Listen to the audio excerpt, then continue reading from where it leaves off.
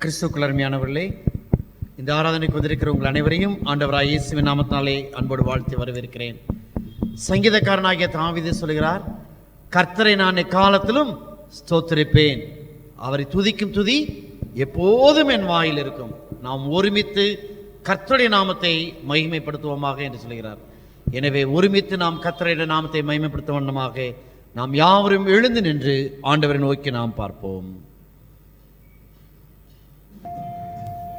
காலத்திலும் இந்த நேரத்திலும் நன்றியால் உம்மை நான் துதிப்பேன். இயேசுவே உம்மை நான் துதிப்பேன் துதிப்பேன், எந்த வேளையிலும் துதிப்பேன். இயேசுவே உம்மை நான் துதிப்பேன் துதிப்பேன், எந்த வேளையிலும் துதிப்பேன். மகா இரக்கமும் கிருபை நிறைந்த அன்பு தகப்பனே, உம்மை துதிக்கும் துதியோடு கூட உம்முடைய சமூகத்தில் நாங்கள் வந்து நிற்கிறோம். அப்பா, உம்மை போற்றி புகழ்கிற துதிக்கிற எந்த ஸ்தானத்திலும் நீர் எங்கள் மத்தியில் இறங்கி வந்து எங்களை ஆசீர்வதிக்கிற தேவனாயிருக்கிறீர். உம்முடைய ஆசீர்வாத மழையினாலே நாங்கள் நினையத்தக்கதாக இந்த ஆசீர்வாதமான ஆராதனையை நீர் எங்களுக்கு வழிநடத்தும்படியாய் நாங்கள் ஜெபிக்கிறோம். வந்திருக்கிற நாங்கள் உம்முடைய நாமத்தை மகிமைப்படுத்துவோம். ஆண்டவரே, உம்முடைய நன்மையினால் நாங்கள் திருப்தியாகவும் கிருபை தாரும். இயேசு தாழ்மையோடு கேட்கிறோம் ஜீவனுள்ள பரமபிதாவே, ஆமேன். தேவனுடைய நாமத்திற்கு மகிமையுண்டாக. நின்ற வண்ணமாய் 16ஆம் பாமாலை கீதத்தை பாடுவோம். ஆ கர்த்தாவே, தாழ்மையாக திருப்பாத தண்டையே, தெண்டனிட ஆவலாக வந்தேன் இயேசுவே.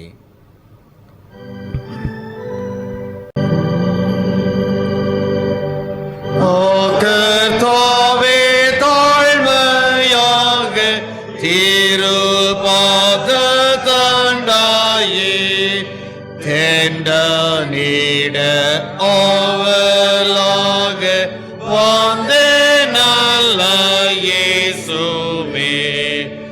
உம்மாய் தேடி தரிசிக்கவே வந்தேன். வல்ல கர்த்தாவினுடைய தூய ஆட்டுக்குட்டியே, நீரே என்றும் என்னுடைய ஞானமான வாழனே. உம்மாய் தேடி தரிசிக்கவே வந்தேன். என் பிரார்த்தனையை கேளும் அத்தியந்த பணிவாய், கெஞ்சும் என்னை ஏற்றுக்கொள்ளும் உம்முடைய பிள்ளையாய். உம்மை தேடி தரிசிக்கவே வந்தேன். ஆமென். திருவிருந்து ஆராதனை முறையை பின்பற்றுவோம். எல்லா இருதயங்களையும், எல்லா விருப்பங்களையும், எல்லா ரகசியங்களையும் அறிந்திருக்கிற சர்வ வல்லமையுள்ள கடவுளே, நாங்கள் தேவரிடத்தில் பரிபூர்ணமாய் அன்பு கூறவும், உமது பரிசுத்த நாமத்தை உத்தமமாய் மகிமைப்படுத்தவும், உமது பரிசுத்த ஆவியின் ஏவுதலால் எங்கள் இருதயத்தின் சிந்தனைகளை சுத்தம் பண்ணியருள எங்கள் கர்த்தராகிய இயேசு கிறிஸ்து மூலமாய் வேண்டிக் கொள்கிறோம். ஆமேன். சேர்ந்து சொல்லுவோம். உன்னதத்தில் இருக்கிற தேவனுக்கு மகிமையும், பூமியிலே சமாதானமும், மனுஷமேல் பிரியமும் உண்டாவதாக. கர்த்தராகிய பராபரனே, பரமராஜாவே, சர்வத்துக்கும் அல்ல பிதாவாகிய தேவனே, மை துதிக்கிறோம், மை புகழுகிறோம், மை வணங்குகிறோம், மை மகிமைப்படுத்துகிறோம். முழு செந்த மகிமை நிமித்தமுக்கு ஸ்தோத்திரம் செலுத்துகிறோம். கர்த்தராகிய ஒரே பேரான குமாரனாகிய இயேசு கிறிஸ்துவே, கர்த்தராகிய பராபரனே, பிதாவின் சுதனே, உலகத்தின் பாவத்தை சுமந்திருக்கிற தேவாட்டுக்குட்டியே, எங்களுக்கு இரங்கும். உலகத்தின் பாவத்தை சுமந்திருக்கிறவரே, எங்கள் ஜெபத்தை ஏற்றுக்கொள்ளும். தேவனாகிய பிதாவின் வலது பட்சத்தில் வீற்றிருக்கிறவரே, எங்களுக்கு இரங்கும். நீரே பரிசுத்த, நீரே கர்த்தர், இயேசு கிறிஸ்துவே, தேவரே ஒருவரே, பரிசுத்த ஆவியோடே தேவனாகிய பிதாவின் மகிமையிலே உன்னதமானவராயிருக்கிறீர். ஆமென். நியாய பிரமாணத்தையும் தீர்க்க தரிசனங்களையும் நமது ஆண்டவர் தொகுத்து அருளினது. நம்முடைய கர்த்தராகிய இயேசு கிறிஸ்து சொன்னதாவது: இஸ்ரவேலே கேள், நம்முடைய தேவனாகிய கர்த்தர் ஒருவரே கர்த்தர். உன் தேவனாகிய கர்த்தரிடத்தில் உன் முழு இருதயத்தோடும் உன் முழு ஆத்மாவோடும் உன் முழு மனதோடும் அன்பு கூர்வாயாக என்பதே பிரதான கற்பனை. இதற்கு ஒப்பாயிருக்கிற இரண்டாம் கற்பனை என்னவென்றால், உன்னிடத்தில் நீ அன்பு கூறுவது போல பிறனிடத்திலும் அன்பு கூர்வாயாக என்பது. இவைகளிலும் பெரிய கற்பனை வேறொன்றுமில்லை. இவ்விரண்டு கற்பனைகளும் நியாய பிரமாணம் முழுமையும் தீர்க்க தரிசனங்களும் அடங்கியிருக்கிறது என்பது.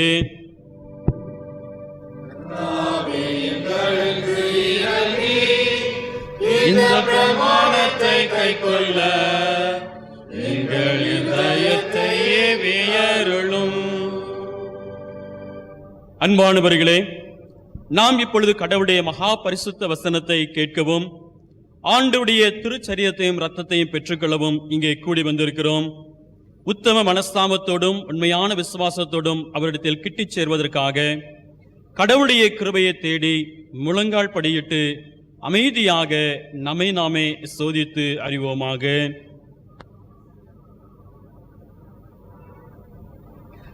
உங்கள் பாவங்களை நிமித்தம் முழு இருதயத்தோடு உண்மையாய் மனஸ்தாபப்பட்டு பிறரிடத்தில் அன்பும் சிநேகமாய் இருந்து இனி கடவுளுடைய கற்பனைகளை கைக்கொண்டு புதிதாக்கப்பட்டவர்களாய் அவருடைய பரிசுத்த மார்க்கத்தில் நடப்போம் என்று தீர்மானித்திருக்கிற நீங்கள் நமது ஆண்டவர் இயேசு கிறிஸ்துவின் மூலமாய் சர்வ வல்லமையுள்ள கடவுளோடு ஒப்புரமாகும்படி மறுபடியும் உங்கள் பாவங்களை மனத்தாழ்மையாய் அறிக்கையிடுங்கள். பரமபிதாவே, உமக்கு விரோதமாகவும் எங்களுக்கு அயலாருக்கு விரோதமாகவும் பாவம் செய்தோம் என்று அறிக்கையிடுகிறோம். ஒளியில் நடவாமல் இருளில் நடந்து வந்தோம். கிறிஸ்துவின் நாமத்தை சொல்லி தீமையை விட்டு விலகவில்லை. எங்களுக்கு இறங்குகின்ற மன்றாடுகிறோம். இயேசு கிறிஸ்து எங்கள் பாவங்கள் ஆவற்றையும் மன்னியும். உமது பரிசுத்த ஆவினாலே எங்களை சுத்திகரித்து எங்கள் மனசாட்சியை உயிர்ப்பை தருளும். உமது பரிசுத்த நாமத்துக்கு மகிமையுண்டாம்படி நாங்கள் புது ஜீவனுள்ளாய் உமக்கு ஊழியம் செய்யத்தக்கதாக மற்றவர்களுக்கு மன்னிக்க எங்களுக்கு உதவி புரியும். ஆமீன். இயேசு கிறிஸ்துவின் மூலமாய் தமிழத்தில் உண்மையாய் மனம் திரும்புகிற யாவருக்கும் அருளப்படுகின்ற கிருபை நிறைந்த அருள்வாக்கை கேளுங்கள். தேவன் தம்முடைய ஒரே பேரான குமாரனை விசுவாசிக்கிறவன் எவனோ அவன் கெட்டு போகாமல் நித்திய ஜீவனை அடையும்படிக்கு அவரை தந்துருளி இவ்வளவாய் உலகத்தில் அன்பு கூர்ந்தார். ஒருவன் பாவம் செய்வானானால் நீதிபரராயிருக்கிற இயேசு கிறிஸ்து நமக்காக பிதாவிடத்தில் பரிந்து பேசுகிறவராயிருக்கிறார். நம்முடைய பாவங்களை நிவர்த்தி செய்கிற கிருபாதார பலி அவரே. நம்முடைய பரமபிதாவாகிய சர்வ வல்லமுள்ள கடவுள் உத்தம மனஸ்தாபத்தோடும் உண்மையான விசுவாசத்தோடும் தம்மிடத்திற்கு மனம் திரும்பி தங்கள் சகோதர குற்றங்களை மன்னிக்கிற யாவருக்கும் பாவ மன்னிப்பு அருளி செய்வோம் என்று மிகுந்த இரக்கமாய் வாக்குத்தத்தம் செய்திருக்கிறார். அவர் நம்முடைய ஆண்டவர் இயேசு கிறிஸ்துவிற்கு உங்களுக்கு இறங்கி உங்கள் பாவங்கள் எல்லாவற்றையும் மன்னித்து அவையிலிருந்து உங்களை விடுதலையாக்கி சகல நன்மையில் உங்களை உறுதிப்படுத்தி நிலைநிறுத்தி உங்களை நித்திய ஜீவக்கரையில் சேர்ப்பாராக.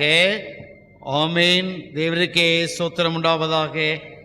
கர்த்தர் உங்களோடு இருப்பாராக. நாம் அமர்ந்திருந்து இந்த நாளுக்குரிய திருமுறை பாடத்தையும் மகிழ்விக்கும் மன்னாவையும் வாசிக்க நாம் கேட்போம். ஏசாயா தீர்க்கதரிசன நூல் 53ஆம் அதிகாரம் 6 முதல் 12 வசனங்கள். ஏசாயா தீர்க்கதரிசன நூல் 53ஆம் அதிகாரம் 6 முதல் 12 வசனங்கள். நாம் எல்லாரும் ஆடுகளைப் போல வழி தப்பி திரிந்து அவனவன் தன் வழியிலே போனோம். கர்த்தரோ நாம் எல்லாருடைய அக்கிரமத்தையும் அவர் மேல் விழ பண்ணினார். அவர் நொறுக்கப்பட்டும் ஒடுக்கப்பட்டும் இருந்தார், ஆனாலும் தம்முடைய வாயை அவர் திறக்கவில்லை. அடிக்கப்படும்படி கொண்டு போகப்படுகிற ஒரு ஆட்டுக்குட்டியைப் போலவும் தன்னை மயிர் கத்திரிக்கிறவனுக்கு முன்பாக சத்தமிடாதிருக்கிற ஆட்டைப் போலவும் அவர் தம்முடைய வாயை திறப்பாதிருந்தார். இடுக்கண்ணிலும் நியாய தீர்ப்பிலும் இருந்து அவர் எடுக்கப்பட்டார். அவருடைய வம்சத்தை யாரால் சொல்லி முடியும்? ஜீவனர்களுடைய தேசத்திலிருந்து அறுப்புண்டு போனோர் என் ஜனத்தின் மீறுதல் நிமித்தம் அவர் வாதிக்கப்பட்டார். துன்மார்க்கரோடே அவருடைய பிரேத குழியை நியமித்தார்கள், ஆனாலும் அவர் மரித்தபோது ஐஸ்வர்யனோடே இருந்தார். அவர் கொடுமை செய்யவில்லை, அவர் வாயில் வஞ்சனை இருந்ததுமில்லை. கர்த்தரோ அவரை நொறுக்க சித்தமாகி அவரை பாடுகளுக்குட்படுத்தினார். அவருடைய ஆத்மா தன்னை குற்ற நிவாரண பலியாக ஒப்பு கொடுக்கும்போது அவர் தமது சந்ததியை கண்டு நீடித்த நாளாயிருப்பார். கர்த்தருக்கு சித்தமானது அவர் கையினால் வாய்க்கும். அவர் தமது ஆத்மா வருத்தத்தின் பலனை கண்டு திருப்தி ஆவார். என் தாசனாகிய நீதிபரர் தம்மை பற்றும் அறிவினாலே அநேகரை நீதிமான்களாக்குவார். அவருடைய அக்கிரமங்களை தாமே சுமந்து கொள்ளுவார். அவர் தம்முடைய ஆத்மாவை மரணத்தில் ஊற்றி அக்கிரமக்காரரில் ஒருவனாக எண்ணப்பட்டு அநேகருடைய பாவத்தை தாமே சுமந்து அக்கிரமக்காரருக்காக வேண்டிக் கொண்டது நிமித்தம் அநேகரை அவருக்கு பங்காக கொடுப்பேன். பலவான்களை அவர் தமக்கு கொள்ளையாக பங்கிட்டுக் கொள்வார்கள். வாசியுடைய திருமறை பகுதி வாசித்து நிறைவாயிற்று. கடவுளை உமைக்கே மகிமை உண்டாவதாக. வாசிக்கும்படியாக தெரிந்து கொள்ளப்பட்ட நிருப வேத பாடம் அது அப்போஸ்தலனாகிய பரிசுத்த பவுல் கொரிந்தியருக்கு எழுதின முதலாம் நிருபம் 1ஆம் அதிகாரம் 17 முதல் 24 வசனங்கள். 1 கொரிந்தியர் 1:17 முதல் 24 வசனங்கள். ஞானஸ்தானத்தை கொடுக்கும்படி கிறிஸ்து என்னை அனுப்பவில்லை, சுவிசேஷத்தை பிரசங்கிக்கவே அனுப்பினார். கிறிஸ்துவின் சிலுவை வீணாய் போகாதபடிக்கு சாதுரிய ஞானம் இல்லாமல் பிரசங்கிக்கவே அனுப்பினார். சிலுவையை பற்றிய உபதேசம் கெட்டு போகிறவர்களுக்கு பைத்தியமாய் இருக்கிறது, ரட்சிக்கப்படுகிற நமக்கோ அது தேவ பெலனாய் இருக்கிறது. அந்தப்படி ஞானிகளுடைய ஞானத்தை நான் அழித்து புத்திசாலிகளுடைய புத்தியை அவமாக்குவேன் என்று எழுதியிருக்கிறது. ஞானி எங்கே? வேதபாரகன் எங்கே? இப்பிரபஞ்ச தர்க்க சாஸ்திரி எங்கே? இவ்வுலகத்தின் ஞானத்தை தேவன் பைத்தியமாக்கவில்லையா?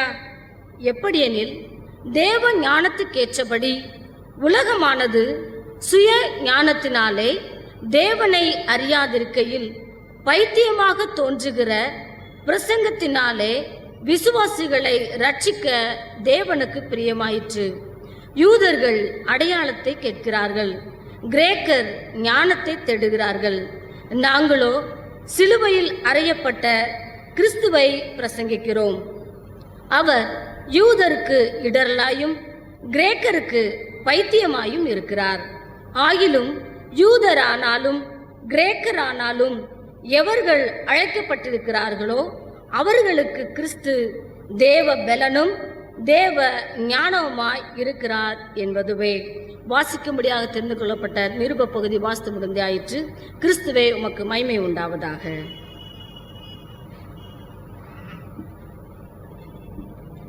சுவிசேஷ வேத பகுதிக்காக நாம் யாவரும் எழுத நிற்போம்.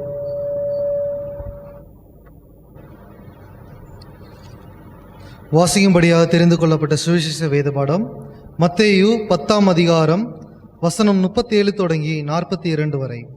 மத்தேயு 10ஆம் அதிகாரம் வசனம் 37 முதல் 42 வரை. தகப்பனையாவது தாயையாவது என்னிலும் அதிகமாய் நேசிக்கிறவன் எனக்கு பாத்திரன் அல்ல. மகனையாவது மகளையாவது என்னிலும் அதிகமாய் நேசிக்கிறவன் எனக்கு பாத்திரன் அல்ல. தன் சிலுவையை எடுத்துக்கொண்டு என்னை பின்பற்றாதவன் எனக்கு பாத்திரன் அல்ல. தன் ஜீவனை காக்கிறவன் அதை இழந்து போவான். என் நிமித்தம் தன் ஜீவனை இழந்து போகிறவன் அதை காப்பான். உங்களை ஏற்றுக்கொள்கிறவன் என்னை ஏற்றுக்கொள்கிறான், என்னை ஏற்றுக்கொள்கிறவன் என்னை அனுப்பினவரை ஏற்றுக்கொள்கிறான். தீர்க்கதரிசி என்னும் நாமத்தின் நிமித்தம் தீர்க்கதரிசியை ஏற்றுக்கொள்கிறவன் தீர்க்கதரிசிக்கேற்ற பலனை அடைவான்.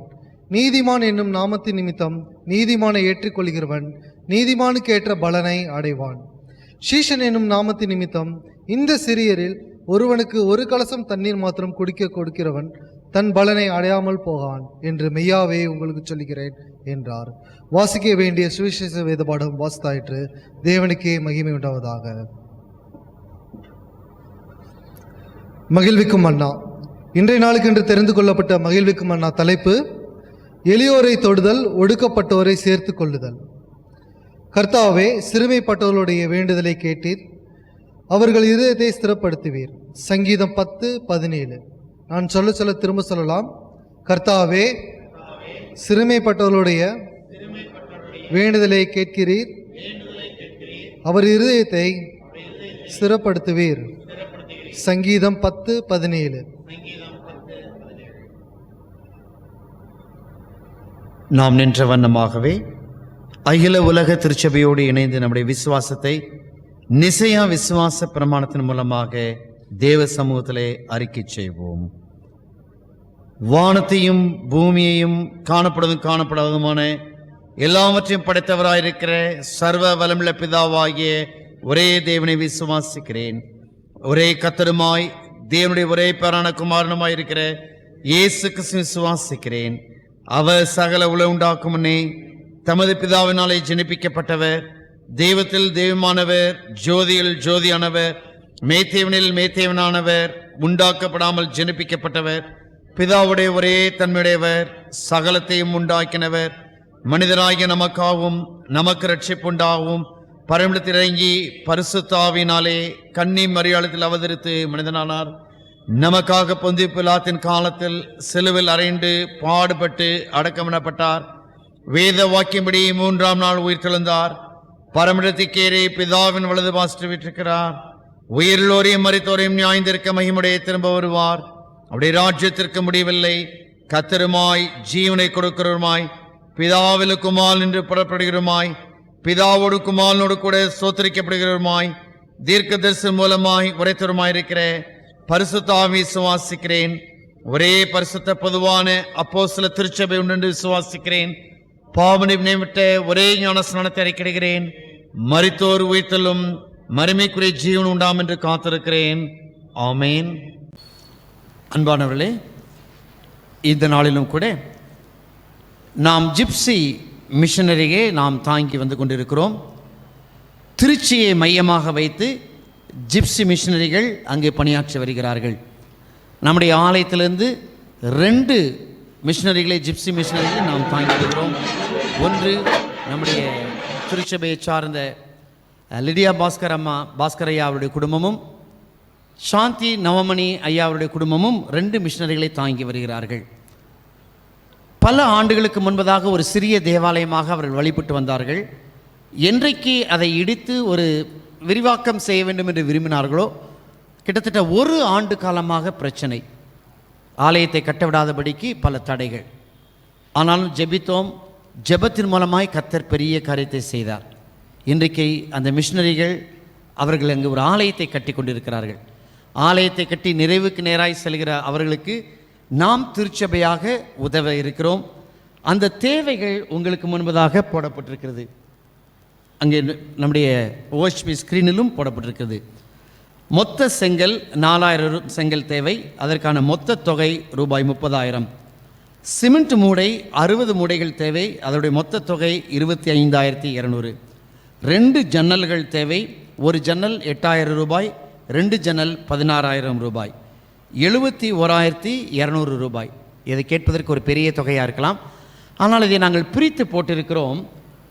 4000 செங்கல் தேவைப்படுகிற இடத்துல 100 செங்கல் விலை 720 ரூபாய். 100 செங்கலுடைய விலை 750 ரூபாய்.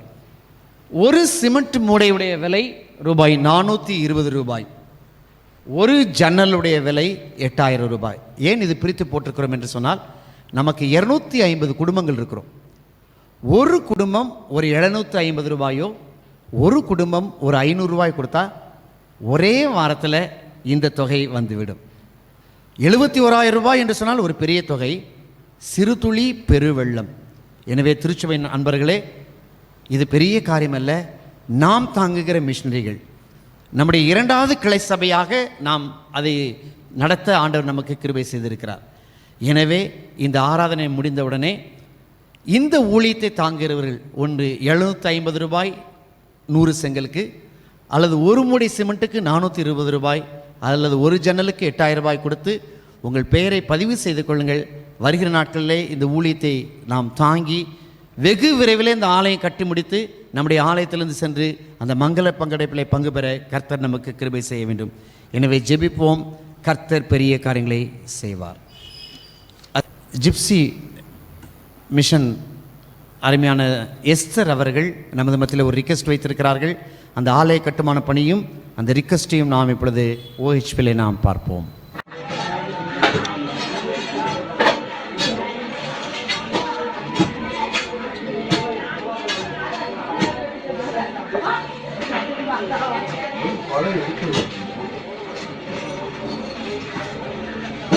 கிறிஸ்துவுக்குள் அன்பான சிஎஸ்ஐ நல்ல மேய்ப்பர் சபையை சேர்ந்த உயர் திரு குருமார் ஐயா அவர்களுக்கும் பாஸ்டரேட் அவர்களுக்கும் சபையார் மக்கள் அனைவருக்கும் என்னுடைய மனமார்ந்த நன்றி மற்றும் ஒரு சிறிய வேண்டுகோள். நாங்கள் திருச்சி பகுதியில் உள்ள தேவராயநெறி நரிக்குறவர் மக்கள் மத்தியில் பணி செய்து கொண்டிருக்கிறோம். கடந்த 40 ஆண்டு காலமாக என் தந்தையும் 14 வருடமாக நானும் இணைந்து இந்த ஊழியத்தை ஆட்சி செய்து வருகிறோம். இப்போது என்னென்னா, பல இடர்பாடுகள் மத்தியில் சவால் நிறைந்த இந்த ஊழியத்தில் இந்த கட்டடத்தை 2 வருடத்துக்கு முன்பாக கட்டுறதுக்கு நாங்கள் முயற்சி பண்ணோம். இப்போ இந்த ஆண்டில் கர்த்தருடைய கிருபையில் 3 பக்கமும் எங்களால் இயன்ற வரைக்கும் சபை மக்கள் எல்லாம் சேர்ந்து மற்றும் அங்கங்கே தெரிந்தவர்கள் மூலமாய் சில உதவிகளை பெற்று இந்த செவுர்களை எழுப்ப எங்களால் முடிந்தது. இப்போது என்னென்னா, முன்பக்கம் பகுதியில் இருக்கிற செவுர் எங்களால் எழுப்ப முடியலை. காரணம், எங்களுக்கு போதுமானதாக அந்த செங்கல் கிடைக்கல. எங்களுக்கு நிதி பற்றாக்குறை. அது மட்டுமல்ல, 2 ஜன்னல், இந்த கதவு எல்லாம் போட வேண்டியது இருக்குது. இந்த காரியத்தை எங்களுக்கு சிஎஸ்ஐ சபையை சேர்ந்த குருமார் ஐயா அவர்கள், பாஸ்டர், சபை மக்கள் சேர்ந்து எங்களுக்கு இந்த உதவியை செய்தால் எங்களுக்கு அது மிகவும் ஆசீர்வாதமாக இருக்கும். மற்றும் சபை இங்கே இருக்கிற இந்த சமுதாய மக்களுக்கும் அது ஒரு பெரிய ஆசீர்வாதமாக இருக்கும். தயவு கூர்ந்து இந்த உதவியை எங்களுக்கு செய்யுமாறு தாழ்மையுடன் வேண்டி கேட்டுக்கொள்கிறோம். எங்களுக்கு ஒரு 4000 செங்கலும் ஒரு 60 சிமெண்ட் மூட்டையும் எங்களுக்கு தேவைப்படுகிறது. அப்படின்னா உங்களால் இயன்ற உதவியை செய்யுமாறு தாழ்மையுடன் கேட்டுக்கொள்கிறோம். நன்றி. இது ஒரு பெரிய காரியம் அல்ல. நெகேமியா சொல்றாரு, எழுந்து கட்டுவோம் வாருங்கள். ஹல்லேலூயா. உண்மையில் நான் நினைக்கிறேன், அடுத்த வாரத்தில் நம்ம பணத்தை போய் கொண்டு கட்டிடலான்னு நினைக்கிறேன். எழுந்து கட்ட ஆண்டவர் நெகேமியாவையும் அந்த மக்களையும் ஏவினது போல நம்மையும் ஏவார் என்பதிலே சந்தேகமில்லை. இப்பொழுது தேவனுடைய வார்த்தைக்கு கேட்கும் வண்ணமாக, ஆயத்தமாக வண்ணமாய், முதலாம் காணிக்கையை படைக்கும் வண்ணமாய் நாம் யாவரும் எழுந்து நின்று 249 பாமாலை கீர்த்தம் நல் மீட்பர் பட்சம் நில்லும் என்கிற பாடலை பாடி கர்த்தருக்கென்று நம்முடைய காணிக்கையை நாம் படைப்போம்.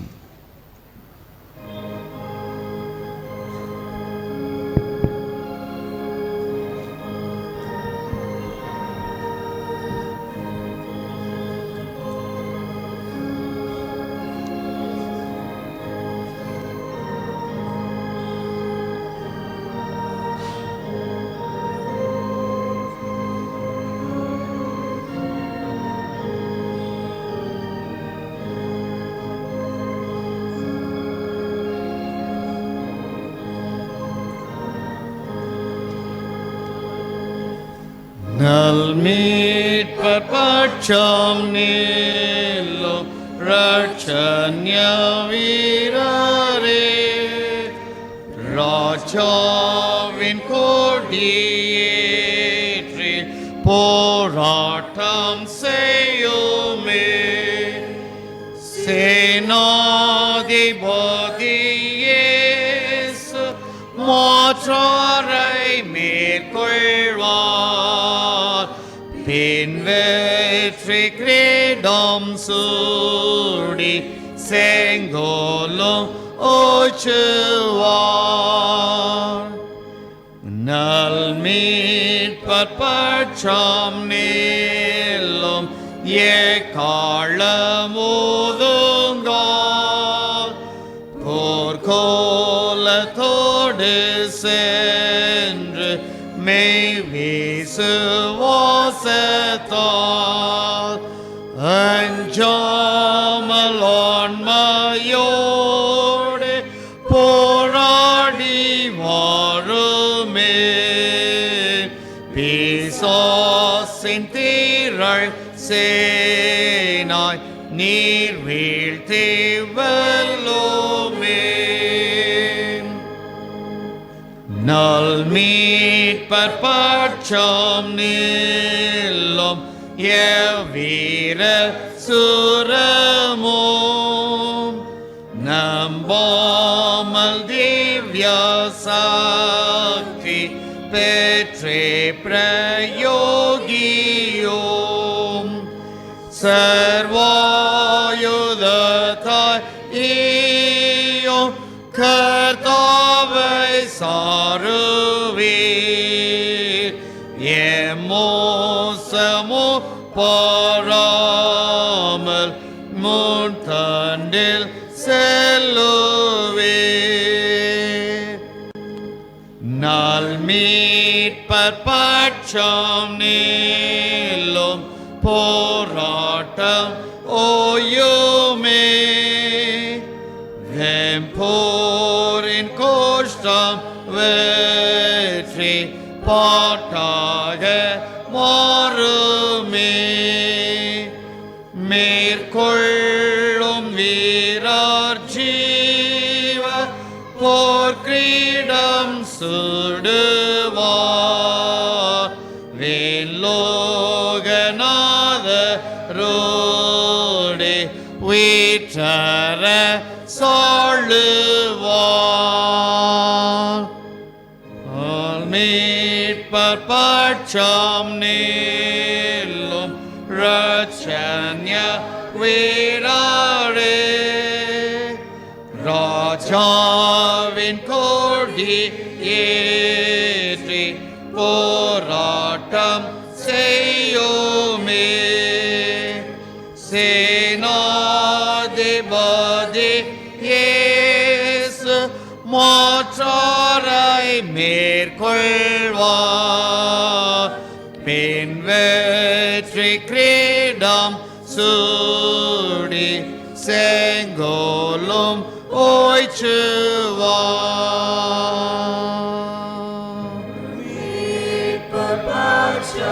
நீலும்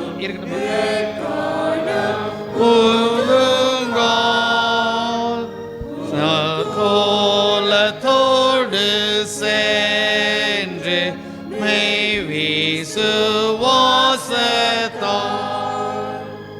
அஞ்சாமல் ஆன்மையோடு போராடி வாருமே. பிசாசின் திரள் சேனாய் நீர் வீழ்த்தி வெல்லுமே.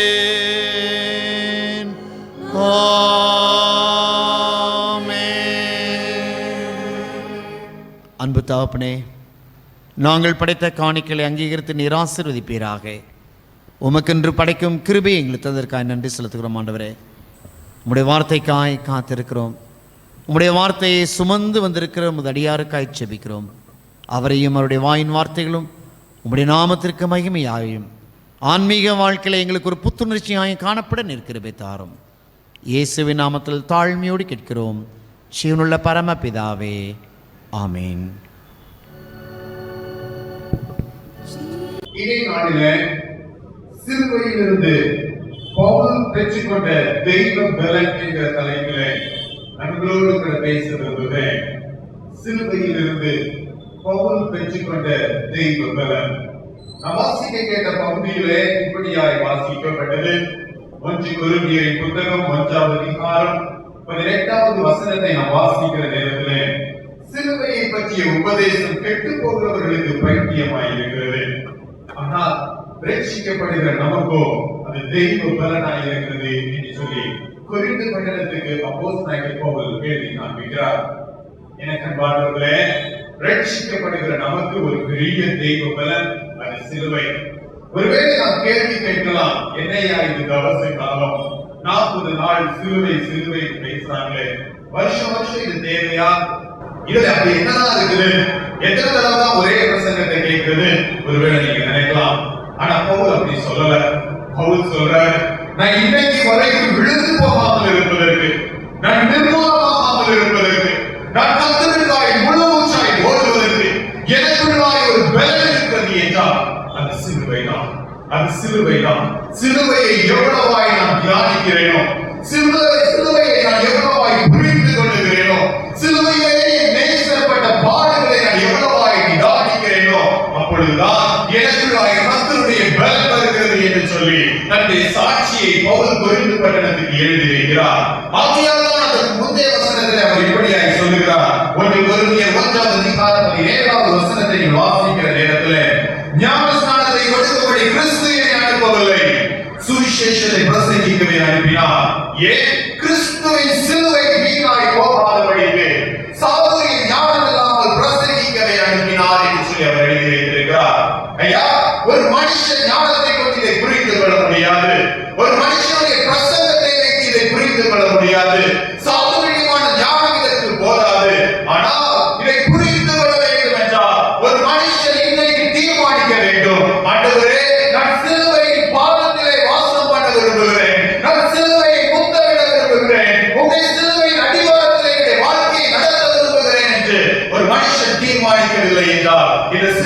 ரகசியத்தை புரிந்து கொள்ள முடியாது. ஆகையால் தான் பவுல் இப்படியாய் விசனப்படுகிறார். ஐயா, என் நேசர் சிலுவையிலே பட்ட பாடுகள் வீணாய் போகாதபடிக்கு நான் பிரசங்கிக்கிறேன். தேவஜனமே, தவச காலத்திலே வந்து கூடியிருக்கிற உங்களுக்கும் எனக்கும் அதே சத்தம் இன்றைக்கு தொனிக்கட்டும்.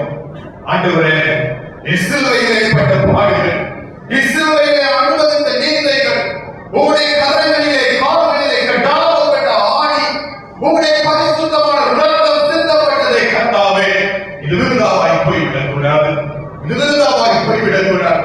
ஆண்டவரே, எனக்குள்ளாய் செயல்படட்டும், உங்களுடைய கரம் எனக்கும் வேண்டும் என்று சொல்லுகிற ஒரு ஜெபத்தோடு கூட தெய்வ சமூகத்திலே நீங்கள் காத்திருக்க முடியும் என்றால், ஆண்டவர் எந்த நோக்கத்திற்காக எங்களை தெரிந்தெடுத்து இந்த நாளில் இந்த இடத்திலே அமர வைத்திருக்கிறாரோ அந்த நோக்கம் அப்பொழுதுதான் நிறைவேறும்.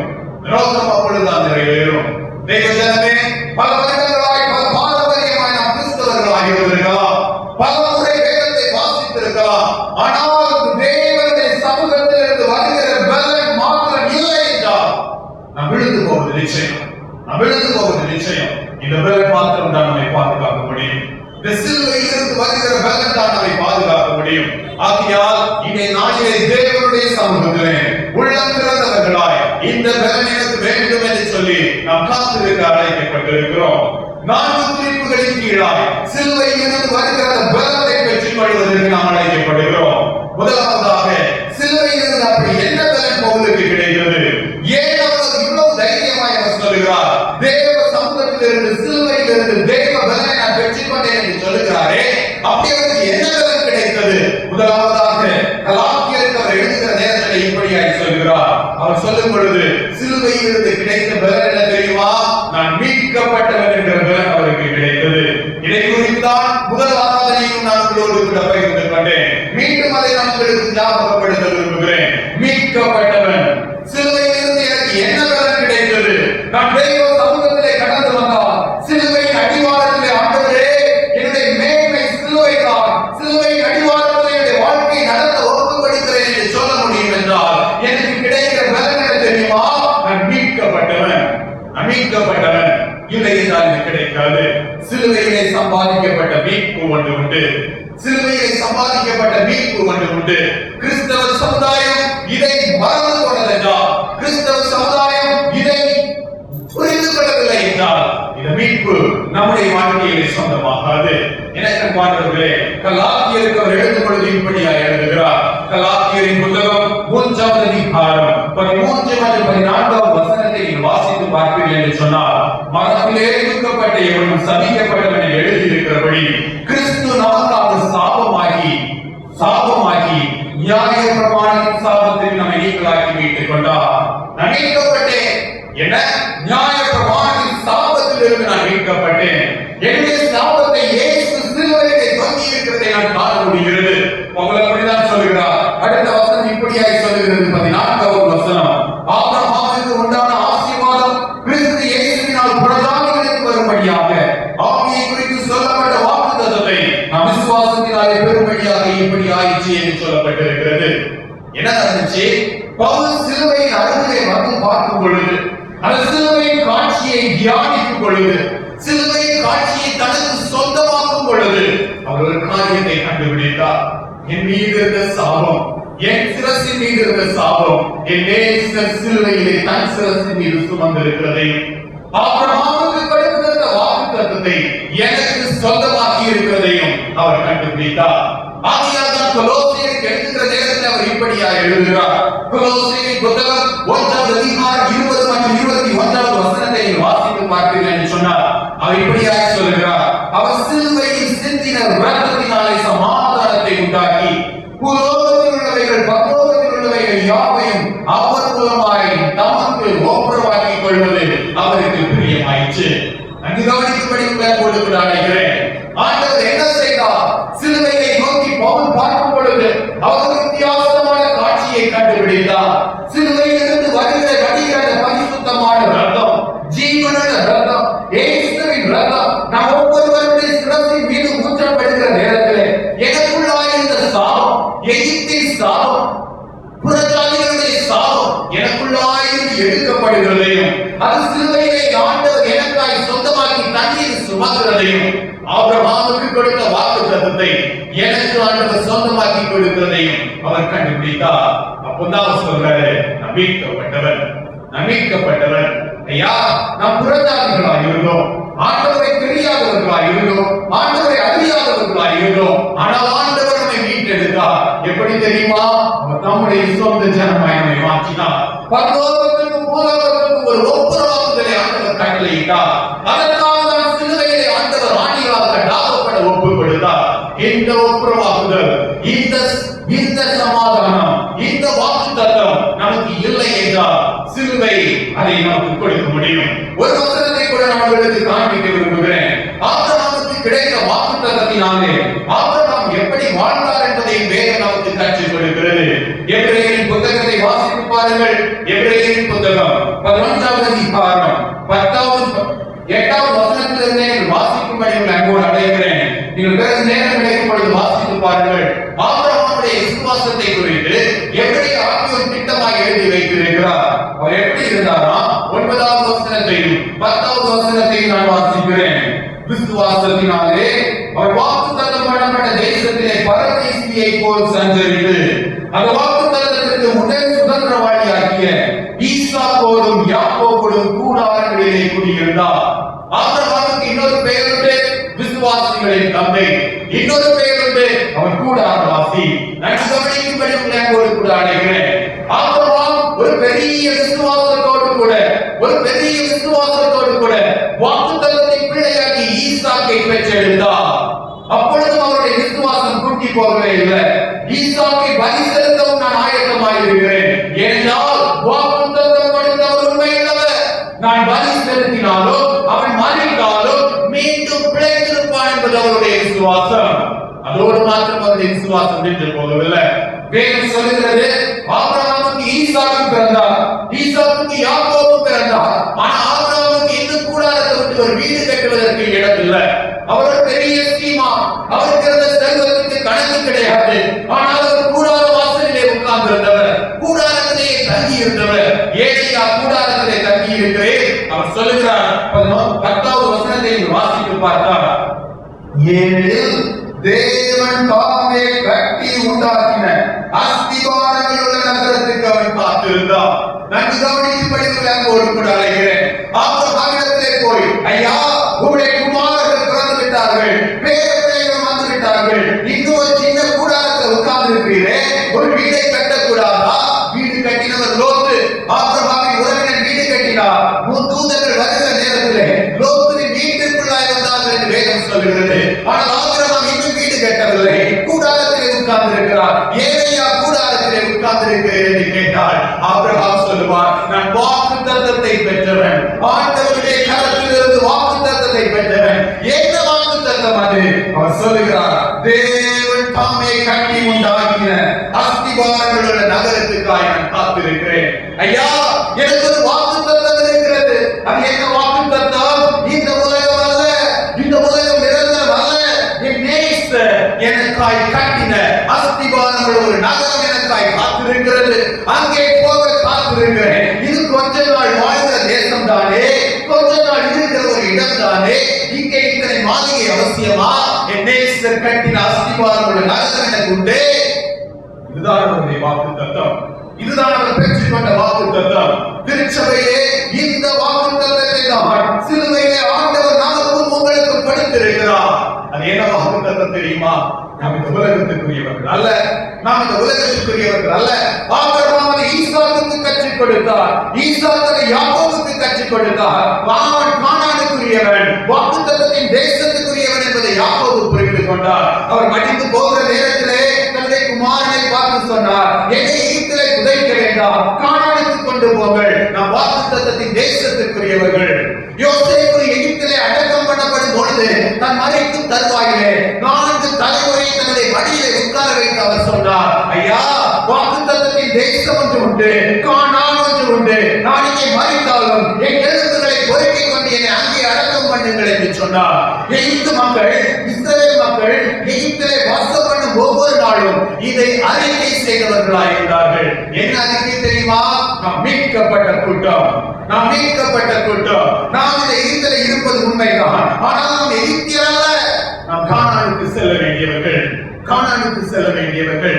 அந்த வாக்குத்தத்தத்தை தான் சிலுவையிலே நம் ஆண்டவர் கொடுத்திருக்கிறார்.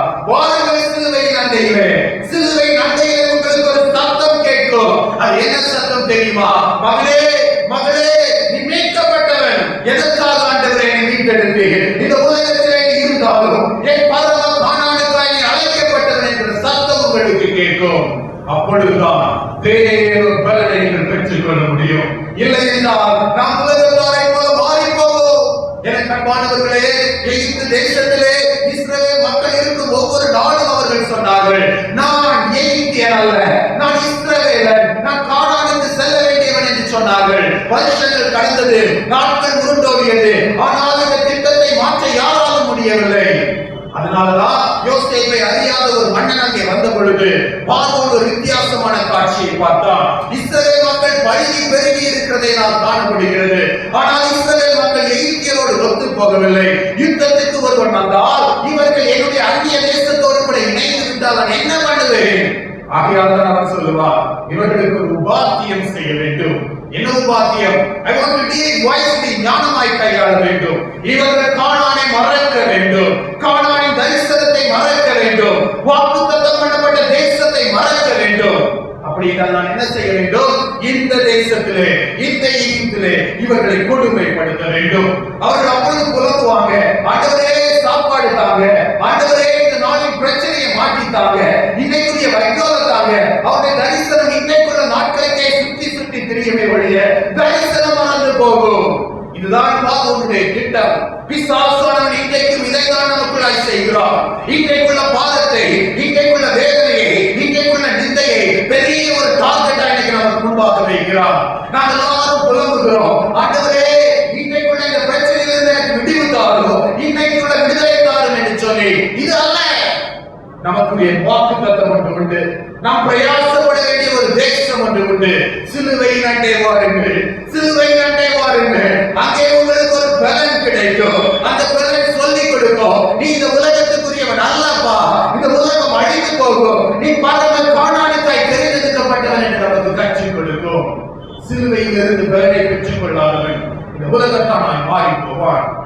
இஸ்ரவேல் மக்கள் எகிப்திலே இருக்கும் பொழுது கொஞ்சம் கொஞ்சமாய் அவர்கள் எகிப்தியரை போல மாறி போனார்கள். ஆண்டவர் மோசேயை அழைத்து அவர்களை மீட்டெடுத்தார். செங்கடலை பிளந்து எகிப்திலிருந்து நீ அடிமையானவன் அல்லையா, நீ அடிமையானவனாய் மாறி போகாதே என்று சொல்லி ஆண்டவர் மீட்டெடுத்தார். ஆனால் அவருடைய இருதயம் எகிப்தை விட்டு வெளியே வரவே இல்லை. கொஞ்சம் சாப்பாடு பிந்தி வந்துருச்சுன்னு அவங்க சொன்னாங்க, நான் எகிப்துல இருந்தா நலமா இருக்குமே. கொஞ்சம் தண்ணி கிடைக்கலன்னு அவங்க சொன்னாங்க, நான் எகிப்துல இருந்தா நலமா இருக்குமே. வாக்குத்தத்தப்பட்ட தேசம் அவர்களுக்கு கிடைக்காமல் போயிற்று. வனாந்தரத்திலே அழிந்து போனார்கள். எனக்கு அன்பானவர்களே, இந்த பலன் வேண்டுமா? வாக்குத்தத்தம் பண்ணப்பட்ட தேசத்துக்கு நாம் சென்று சேர வேண்டுமா? சிலுவையின் அண்டை வாருங்கள். சிலுவையிலே ஆண்டவர் சிந்தின ரத்தத்தை நாம் சிரசின் மீது ஊற்றிக் கொள்ளுங்கள். இல்லை என்றால் நாமும் உலகத்தானை போல மாறி போவோம். நம்முடைய பரம கானானை நாம் தரிசிக்க முடியாதவர்களாய் மாறி போவோம். மீட்கப்பட்ட கூட்டத்துக்கு ஒரு பெரிய தரிசனம் இருக்கும். வாலிப தம்பி, வாலிப தங்கச்சி, பெரியவர்களே, நம்முடைய தரிசனம் ஒன்று பெரிதாய் உண்டு. நாம் மீட்கப்பட்டவர்கள், நாம் பிரித்தெடுக்கப்பட்டவர்கள், ராஜ்யத்துக்காய் பிரயாசப்பட வேண்டியவர்கள். இந்த உலகத்தின் அற்ப காரியத்துக்காய் அல்ல, இந்த உலகத்தின் அழிந்து போகிற காரியத்துக்காய் அல்ல, ராஜ்யத்துக்காய் பிரயாசப்பட வேண்டியவர்கள். அந்த பலன்களுக்கு வேண்டுமா? அது சிலுவை கொடுக்க முடியும். சிலுவையின் பாரத்தை நீங்கள் தியானிக்கும் பொழுது அதை பெற்றுக் கொள்ள முடியும். எனக்கு அன்பானவர்களே, இதை ருசிக்கதான் கர்த்தர் நம்மை அழைக்கிறார். இதற்காக தான் தவச காலத்தை ஆண்டவர் நமக்கு கொடுத்திருக்கிறார். ஒவ்வொரு நாளும் சிலுவையை தியானிப்போம், சிலுவையை தியானிப்போம், இயேசுவை நோக்கி பார்ப்போம். அவரிடத்திலிருந்து வருகிற பலனை பெற்றுக் கொள்வோம். மீட்கப்பட்ட ஒரு கூட்டமாய் கானானுக்கு நேராய், வாக்குத்தத்தத்தின் தேசத்துக்கு நேராய் நம்முடைய பிரயாணத்தை தொடருவோம். அது கர்த்தர் சிலுவையை நமக்கு வைத்திருக்கிற பங்கு. இரண்டாவது ஒரு காரியத்தை நான் உங்களோடு கூட பகிர்ந்து கொள்ள விரும்புகிறேன். இரண்டாவது ஒரு காரியத்தை ஆண்டவர் நம்மோடு கூட கற்றுக் கொடுப்பாராக. பவுல் சொல்கிறார், தேவ பலன், தேவ பலன். சிலுவையிலிருந்து எனக்கு தேவ பலன் கிடைக்கிறது. அப்படி என்ன பலன் அவருக்கு கிடைத்தது? கலாத்தியருக்கு அவர் எழுதுகிற நேரத்தில் 5வது அதிகாரம் 24வது வசனம் இப்படியாய் சொல்லுகிறது, கிறிஸ்துவினுடையவர்கள் தங்கள் மாம்சத்தையும் அதன் ஆசை இச்சைகளையும் சிலுவையிலே அறைந்திருக்கிறார்கள். பவுல் சொல்கிறார், நான் சிலுவையின் அருகிலே வந்து அவருடைய ரத்தமே சிரசின் மீது ஊற்றப்பட்டது, அது எனக்கு கட்சி கொடுத்தது, நான் மீட்கப்பட்டவன், பரம காணானிற்காய் பிரயாசப்பட வேண்டியவன் என்று எனக்கு அது கற்றுக் கொடுத்தது. ஆனால் என் மாம்சீகம் பலவீனமானதல்லவா, எனக்குள்ளாய் பாவம் இருந்ததல்லவா, எனக்குள்ளாய் இச்சைகள் இருந்ததல்லவா, இது என்னை விழத்தள்ளிச்சு. அதனால என்ன நடந்துச்சு தெரியுமா? நான் சிலுவைக்கு இன்னும் அருகில போனேன், சிலுவைக்கு இன்னும் அருகில வந்தேன். அங்க போய் என்ன செய்யணும் தெரியுமா? என் ஆசைகள், என் இச்சைகள், என் மாம்சீகங்கள், இதை சிலுவையிலே ஆணி அடித்தேன் என்று சொல்லி அவர் சொல்லுகிறார். மாம்சீகத்தை மேற்கொள்வதற்கு ஒரே ஒரு வழிதான் இருக்கிறது. நம்முடைய ஆசைகள், நம்முடைய இச்சைகள், இதை கட்டுப்படுத்துவதற்கு ஒரே ஒரு வழிதான் இருக்கிறது. நம்முடைய பாவத்திலிருந்து நாம் விடுதலை ஆவதற்கு ஒரே ஒரு வழிதான் இருக்கிறது. அது சிலுவையில் இருந்து கிடைக்கிற பலன். பலன் இல்லாமல் நம்மால் இதிலிருந்து வெளிவர முடியாது, நம்மால் இதிலிருந்து வெளிவர முடியாது. அதைதான் பவுல் இங்கே காண்பித்துக் கொடுக்கிறார். ரோமருக்கு எழுதுகிற நேரத்திலே அப்போஸ்தலனாகிய பவுல் ரோமருக்கு 6வது அதிகாரத்திலே 6வது வசனத்திலே இப்படியாய் சொல்கிறார், நாம் இனி பாவத்துக்கு ஊழியம் செய்யாதபடிக்கும் பாவ சரீரம் ஒழிந்து போகும் பொருட்டும் நம்முடைய பழைய மனுஷனை அவரோட கூட சிலுவையில் அறையப்பட்டது என்று அறிந்திருக்கிறோமே. பழைய மனுஷன், பாவம் நிறைந்த சரீரம், அக்கிரமம் நிறைந்த சரீரம் சிலுவையிலே இயேசுவோடு ஆடியடித்தேன். இப்பொழுது நான் பழைய மனுஷன் அல்ல, இப்பொழுது நான் பாவத்துக்குரியவன் அல்ல, இப்பொழுது நான் பாவம் செய்ய தூண்டப்பட்டவன் அல்ல. பாவம் நம்மை இருக்கிறதா? மாம்சீகத்தின் இச்சை நம்மை இருக்கிறதா? உலகத்தின் பாவங்கள் போராட்டம் நம்மை இருக்கிறதா? எனவே சிலுவைக்கு ஆணி அழைக்கப்பட வேண்டியவர்கள் வாருங்கள், சிலுவை நட்டையிலே சிலுவையை தியானித்து பாருங்கள். அந்த சிலுவை காட்சியிலே நம்முடைய பாவங்கள் எல்லாவற்றையும் ஆடி அடித்து விடுங்கள். அது மாத்திரம் தான் அந்த பாவத்திலிருந்து நமக்கு விடுதலை கொண்டு வரும். ஆகையால் தான் பவுல் சொல்கிறார், என் மாம்சீகம், என் பாவம், என் இச்சை, என் கோபம், என் வெறித்தனம், இதை நான் சிலுவையிலே ஆடி அடித்து விட்டேன். அங்கே இருந்து கிடைத்த பலனை பெற்றுக் கொண்டேன். இனிமேல் பாவம் என்னை மேற்கொள்ளாது, இனிமேல் நான் விழுந்து போக மாட்டேன். எனக்கு அன்பானவர்களே, எப்படிப்பட்ட பாவமாய் இருந்தாலும் சரி, அது எவ்வளவு அசிங்கமான பாவமாய் இருந்தாலும் சரி, அது எவ்வளவு அகோரமான பாவமாய் இருந்தாலும் சரி, அது எத்தனை வருடமான பாவமாய் இருந்தாலும் சரி, வாருங்கள் சிலுவை நண்டையிலே. வேதத்திலே அதற்கு அநேக எடுத்துக்காட்டுகள் உண்டு. சிலுவையிலிருந்து நம்முடைய பாவத்திலிருந்து ஒரு விடுதலையை பெற்றுக் கொள்ள முடியும். தேவ பலனை நம்மால் சொந்தமாக்க முடியும். இதை குறித்து கடந்த ஆராதனையிலும் நான் உங்களோடு கூட பகிர்ந்து கொண்டேன். இன்னும் 2 காரியத்தை வேதத்தின் அடிப்படையில் சிலுவையிலிருந்து பவுல் பெற்றுக் கொண்ட பலனை நான் உங்களோடு கூட காண்பித்துக் கொடுக்க விரும்புகிறேன். வேதத்தை வாசித்து பார்க்கும் பொழுது கலாத்தியருக்கு அவர் எழுதின 6வது அதிகாரம் 14வது வசனத்திலே அவர் இப்படியாய் சொல்கிறார். கலாத்தியருக்கு அவர் எழுதின 6வது அதிகாரம் 14வது வசனம், அவரால் உலகம் எனக்கு சிலுவையில் அறைந்திருக்கிறது, நானும் உலகத்துக்கு சிலுவையில் அறைந்திருக்கிறேன். அவர் 3வது கிடைத்த ஒரு பெரிய பாக்கியம். சிலுவை எனக்கு கற்றுக் கொடுத்தது என்ன? சிலுவை நான் மீட்கப்பட்டவன் என்பதை கற்றுக் கொடுத்தது. சிலுவை எனக்கு கற்றுக் கொடுத்தது என்ன? நான் கிறிஸ்துவினுடைய பாவத்துக்குரியவன் அல்ல என்பதை எனக்கு கற்றுக் கொடுத்தது. சிலுவை எனக்கு கற்றுக் கொடுத்தது என்ன? நான் உலகத்துக்கு மறைத்தவன் என்பதை எனக்கு கற்றுக் கொடுத்தது. திருச்சபையே, இதை நாம் நிச்சயம் புரிந்து கொள்ள வேண்டும். இதை உலகத்துக்கு நாம் மறைத்தவர்கள் என்பதை புரிந்து கொள்ள வேண்டும். இல்லை என்றால் இந்த உலகத்தை நாம் மேற்கொள்ள முடியாது.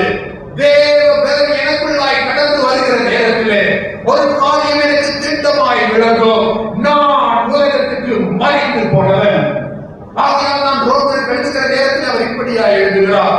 ரோமர் 6வது அதிகாரம் 2வது வசனத்தில் அவர் சொல்லுகிறார், பாவத்துக்கு மறித்து நாம் இனி அதிலே எப்படி பிழைப்போம்?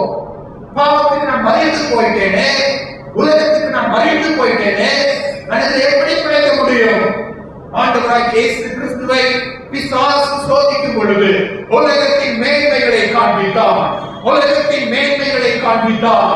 ஆனால் ஆண்டவர் அவைகளை மேற்கொண்டார். சிலுவை அதை எனக்கு கற்றுக் கொடுக்கும்.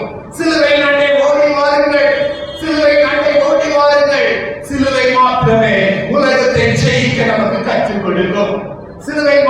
வல்லமை உலகத்தை ஜெயிக்க நமக்கு கற்றுக் கொடுக்கும். நீங்கள் அப்போஸ்தலரின் புத்தகம் 14வது அதிகாரம் 12வது வசனத்தை வாசிக்கும் பொழுது பவுலும் ஒரு பெரிய ஊழியத்துக்குள்ளாய் களமிறங்கினார்கள். நடந்தது என்ன தெரியுமா? அந்த ஊர் மக்கள் எல்லாம் சொன்னாங்க, ஐயா நீ கடவுளை போல இருக்காயா, எங்க தெய்வமே நீதாயா அப்படின்னு சொன்னாங்க.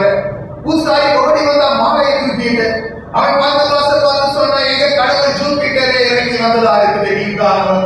பவுலை பார்த்து சொன்னா, எங்க கடவுள் மெர்க்குரிஸை வந்தது மாதிரி இருக்கு, நீ தானம் என்று சொல்லி. ஐயா பெரிய மேன்மை, ஒரே விஷயத்துல தெய்வமா மாறுற ஒரு பாக்கியம். எல்லா மக்களும் வந்து நிற்கிறாங்க பவுலையும் பர்னபாவையும் பணிந்து கொள்வதற்கு. ஆனா பவுலால சேதப்படுத்தவே முடியல, அந்த மக்களால பவுலை சேதப்படுத்தவே முடியல. உலகத்துல எவ்வளவு பெரிய மேன்மை வந்தாலும், உலகத்துல எவ்வளவு பெரிய ஆசீர்வாதம் வந்தாலும், சிலுவையிலிருந்து நீங்கள் பலனை பெற்றுக் கொள்வீர்கள் என்றால் நம்முடைய விசுவாசத்தில் ஒரு குறைச்சல் வராது. பவுலுக்கு அது மாத்திரம் வந்தாங்க, பவுலுக்கு எந்த ஒரு சூழ்நிலையும் வந்துச்சு. அவர் கொரிந்தியருக்கு எழுதின 2வது நிருபத்திலே தன்னுடைய வாழ்க்கையின் சாட்சியை சொல்லும் பொழுது 11வது அதிகாரம் 23வது வசனத்திலிருந்து 28வது வசனம் வரை நீங்கள் வாசித்து பார்ப்பீர்கள் என்று சொன்னார். அவர் இப்படியாய் சொல்லுகிறார், நானோ அதிகமாய் அடிபட்டவன், காலை வைக்கப்பட்டவன், மரண அவதிகளில் அகப்பட்டவன். அடி நான் பெற்ற அடி கணக்கே கிடையாது. கண்மறை உண்டேன், கற்ப வேதனைப்பட்டேன். சில நேரம் எவ்வளவு கப்பல் சேதத்திலே பங்கெடுத்தேன், எத்தனையோ மோசங்களுக்குள்ளாய் கடந்து போனேன், எத்தனையோ நான் தூக்கலாத கண்களிக்குள்ள இருந்தேன். ஆனால் இவைகள் எதுவும் அந்த அர்த்தத்தை வாசித்து பார்த்தால் என் சபைக்குரிய கவலையில் இருந்து என்னை நாள்தோறும் ஒரு நாள் கூட பிரிக்க முடியல அப்படின்னு சொல்ற. எனக்கு ஒரு பாரம் இருக்குது, அது ஆத்துமாக்களை குறித்த பாரம். என் ஜனங்கள் அழித்து போக கூடாது என்கிற பாரம். எத்தனையோ பிரச்சனைகள் வந்துச்சு, எத்தனையோ பாடுகள் வந்துச்சு, ஆனா என் பாரத்தை அது சேதப்படுத்த முடியவில்லை. எனக்கு அன்பானவர்களே, உலகத்திலே நீங்கள் ஆசீர்வதிக்கப்படலாம், உலகத்தின் செல்வத்தை ஆண்டவர்களுக்கு தரலாம், உலகத்திலே ஆண்டவர்களை மேன்மையாய் வைக்கலாம். ஆனால் சிலுவையின் அண்டையிலே நாம் வாழ்ந்தால் மாத்திரமே அது நம்மை சேதப்படுத்த முடியாதபடி, அது நம்முடைய விசுவாசத்தை குலைக்க முடியாதபடி பலனடைய முடியும். உலகத்திலே நீங்கள் கீழே தள்ளப்படலாம், உலகத்திலே நீங்கள் ஒதுக்கப்படலாம், உலகத்திலே நீங்கள் மிதிக்கப்படலாம். சிலுவையின் அண்டையிலே இருந்தால் மாத்திரம்தான் அது உங்கள் விசுவாசத்தை சேதப்படுத்த முடியாதபடி உங்களால் கட்டி காக்க முடியும். அந்த பலன் எங்கே கிடைக்கும் தெரியுமா? சிலுவையின் அண்டையிலே கிடைக்கும். ஆகையால் தான் பவுல் சொல்லுகிறார், சிலுவை தேவ பலனை எனக்கு கொடுத்தது. எத்தனை நாட்கள் சூழ்நிலைகள் மாறும் பொழுது, பிரச்சனைகள் வரும் பொழுது நம்முடைய விசுவாசம் காணாமல் போகிறது, நம்முடைய விசுவாசம் அங்கலாய்க்கப்படுகிறது, நாம் வேற மீது வைத்திருந்த பற்றி குறைத்து போகிறது. சிலுவையின் அண்டை வாருங்கள், சிலுவையில் இருப்பவர்களுக்கு ஒரு பலன் கிடைக்கும். உலகத்திலே நீங்கள் மேன்மையான இடத்தில் இருந்தால், உலகத்திலே நீங்கள் பாதாளத்தில் தள்ளப்பட்டிருந்தாலும், உலகத்திலே நீங்கள் அங்கீகரிக்கப்பட்டாலும், உலகத்திலே நீங்கள் ஒன்றுமில்லாதவர்களாய் தள்ளப்பட்டிருந்தாலும், தேவனுக்குள்ளான உறவிலே ஒரு சேதமும் வராமல் காக்க வேண்டுமா? சிலுவையின் அடிவாரத்திலே இருந்தால் மாத்திரமே முடியும். சிலுவையின் அடிவாரத்திலே இருந்தால் மாத்திரமே முடியும். ஏனென்றால் நான் உலகத்தை பொறுத்த மட்டும் பணிக்கிறேன். உலகம் என்னை சேதப்படுத்த முடியாது, உலகத்தின் சூழ்நிலைகளை பயன்படுத்த முடியாது, உலகத்தின் சூழ்நிலைகளை ஒரு விதத்திலும் கஷ்டப்படுத்த முடியாது. நான் உலகத்தை பொறுத்த மட்டும் மறித்து போனவன். திருச்சபைக்கு இந்த சாட்சி ரொம்ப முக்கியம். திருச்சபைக்கு இந்த சாட்சி ரொம்ப முக்கியம். யார் என்ன சொன்னாலும், என்னை தூஷிக்கிறவர்கள் இருந்தாலும், என்னை ஏளனம் பண்ணுகிறவர்கள் இருந்தாலும், என்னை குறைத்து மதிப்பிடுகிறவர்கள் இருந்தாலும், என் விசுவாசமோ என் கர்த்தருடைய அனுபவமோ ஒரு நாளும் சேதப்பட முடியாது. உலகத்துக்கு நான் மறைத்தவன். பவுல் ஏன் சொல்லுகிறார், தேவ பலனை நான் பெற்றுக் கொண்டேன் என்றால், எத்தனை கஷ்டப்படாத எனக்கு கிடைத்திருக்கிறேனா அது சிலுவையிலிருந்து கிடைத்த பலன் ஐயா. வாருங்கள் சிலுவையின் அண்டையிலே. இறுதியாக ஒரு காரியத்தை பார்த்து நான் சொல்லி முடிக்க விரும்புகிறேன். அதே கலாத்தியருக்கு எழுதின நிருபத்தை நீங்கள் திரும்பவும் வாசிக்கலாம். 2வது அதிகாரம் 20வது வசனம். 2வது அதிகாரம் 20வது வசனம். கிறிஸ்துவுடனே கூட சிலுவையில் அறையப்பட்டேன், ஆயிரம் பிழைத்திருக்கிறேன். நான் அல்ல, கிறிஸ்துவே எனக்குள் பிழைத்திருக்கிறார். கிறிஸ்துவே எனக்குள் பிழைத்திருக்கிறார். திருச்சபையே, சிலுவை நமக்கு கொடுக்கிற ஒரு பெரிய பலன் உண்டு. சிலுவை நமக்கு கொடுக்கிற ஒரு பெரிய பலன் உண்டு. அது என்ன தெரியுமா? இன்னானவர் பவுல் தன்னுடைய வாழ்க்கை அனுபவத்தை இப்படி சொல்லுகிறார். ஐயா, நான் இல்லப்பா, இந்த உலகத்துக்கு நான் என்னை காண்பிக்க விரும்பல, கிறிஸ்துவை இந்த உலகத்துக்கு காண்பிக்கிறேன், கிறிஸ்துவை இந்த உலகத்துக்கு காண்பிக்கிறேன். திருச்சபையே, வாலிப தம்பி, வாலிப தங்கச்சி, சின்ன பிள்ளைகளே, இதுதான் நமக்கு ஆண்டவர் எதிர்பார்க்கிற ஒரு பெரிய நோக்கம். நாம் கிறிஸ்துவை இந்த உலகத்துக்கு காண்பிப்பதற்கு அழைக்கப்பட்டவர்கள். நாம் கிறிஸ்துவை இந்த உலகத்துக்கு காண்பிப்பதற்கு அழைக்கப்பட்டவர்கள். அதற்காக தான் ஆண்டவர் சிலுவையிலே மரித்தார். அதற்காக ஆண்டவர் கடைசி ரத்தத்தை சிந்தினார். அதற்காக தான் இந்த தியாகமான பாத்திரத்தை தன் சிரசின் மீது சுமந்தார். ஐயா, கிறிஸ்துவின் சிலுவை விருதாவாய் போகாதபடி, அது வீணாய் போகாதபடிக்கு நீங்களும் நானும் திட்டமான தீர்மானத்துக்கு வர வேண்டும். இனி நான் அல்ல கிறிஸ்துவே, இனி நான் அல்ல கிறிஸ்துவே. கிறிஸ்துவின் தீர்மானம் சற்று வித்தியாசமானது. நாம் அநேக நேரம் நினைக்கலாம், நான் நல்லா தெரிவிக்கிறேன், நான் அதே காரியத்தை செய்கிறேன். இல்ல, கிறிஸ்துவின் தீர்மானம் சற்று வித்தியாசமானது. அவர்களிடத்தில் நீங்கள் வந்து பாருங்கள், அவருடைய இருதயத்தின் துடிப்பை கேட்டு பாருங்கள். உங்களுக்கு வித்தியாசமான ஒரு கோணத்தை கற்றுக் கொடுக்கும். ஒரு பெரிய மனுஷர் ஏசாயா தீர்க்கதரிசி, ஆண்டவருக்காக வைராக்கியமாய் தீர்க்க தரிசனம் சொன்னவர், கர்த்தருடைய வார்த்தையை திட்டமாய் விவரித்து சொன்னவர். அவர் தன்னுடைய வாழ்க்கையின் சாட்சியை இப்படியாக எழுதி வைத்திருக்கிறார். ஏசாயா தீர்க்கதரிசி, நீங்க வேதத்தை வாசித்து பார்த்தீர்கள் என்று சொன்னார், 2 நாளாகமத்தின் புத்தகம் 26வது அதிகாரத்தை நாம் வாசிக்கும் பொழுது, உசியா என்ற ஒரு பெரிய மன்னர் இருந்தார். சின்ன பையன் இருக்கும் பொழுது ராஜஸ்தானத்தில் உட்கார வைக்கப்பட்டவர். அவர் எருசலேமை திட்டமாய் நியாயம் விசாரித்து வந்தார். அலங்கங்களை கட்டினார், கோபுரங்களை கட்டினார். எருசலேமில் ஒரு பெரிய வளர்ச்சி வந்தது. யுத்தத்துக்கு போனார், எல்லாவற்றையும் கர்த்தருடைய நாமத்தினாலே செய்து முடித்தார். ஏசாயா தீர்க்கதரிசி இந்த உசியா மன்னனை ரொம்ப நம்பி இருந்தார். உசியாவினால் ஒரு பெரிய மாற்றம் நம்முடைய தேசத்துக்கு வரும் என்பது அவருடைய நம்பிக்கை. ஆனால் உசியா 52 வருடங்கள் தேசத்தை ஆண்ட ஒரு பெரிய மன்னர். நாட்கள் கடந்து போக போக அவருக்குள்ளாய் ஒரு மேட்டிமை வந்தது, அவருக்குள்ளாய் ஒரு வைராக்கியம் வந்தது.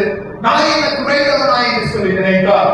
ஒரு நாள் உசியா மன்னன் ஆலயத்தின் பிரதான ஸ்தலத்துக்கு வந்தார். பிரதான ஆசாரியர் மாத்திரமே பிரவேசிக்க வேண்டிய பரிசுத்த ஸ்தலத்துக்குள் பிரவேசித்தார். அவர் சொன்னார், ஐயா, நான் இருக்கிறேன், நான் இன்னைக்கு தேவனுக்கு ஆராதனை செலுத்துவேன். ஆசரிப்பு கூடாரத்திற்கு முன்பதாய் வந்து நின்று தேவனுக்கு தூபம் காட்ட துணிந்தார். வேதம் சொல்லுகிறது, ஆசரிப்பு கூடாரத்திலே தூப கலசத்தை எடுக்கும் பொழுது அவருடைய நெற்றிகளிலே குஷ்டரோகம் வந்தது. எல்லா மக்களும் சொன்னார்கள், தீட்டு தீட்டு. உசியா ராஜாவை தூக்கி கொண்டு போய் ஊருக்கு வெளியே ஒரு கூடாரத்திலே வைத்து விட்டார்கள். குஷ்டரோகத்திலேயே அவன் மறைத்து போனான். இப்படி ஒரு சம்பவம் நடக்கும் என்று சொல்லி ஏசாயா நினைத்து கூட பார்க்கவில்லை. ரொம்ப நம்பி இருந்தார்.